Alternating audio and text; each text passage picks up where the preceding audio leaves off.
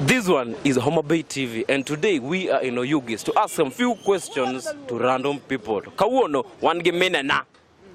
Irio nade then? Ario maber. To irio nade? Ario maber. An gi penjo ka. Ndalo machon ne ugamo nyiri. Ugamo nyiri utero kamoro dong.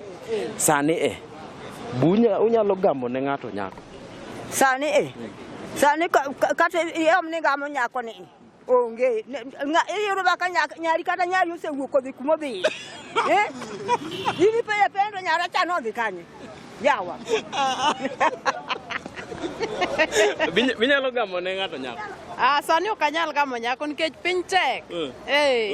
Ochumo idho ngima oidho.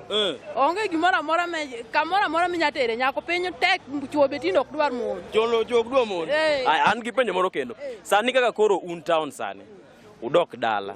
To uyudo ka nyarucha. No se game chon. Inyalo timo. Ko se game. Ngama game no game lakini piny tek. Piny otude marach. Kata wane wakaw mana majene ge mo wuotho nani aka kwa wuotho ge majene ge. Koro wang timo nango.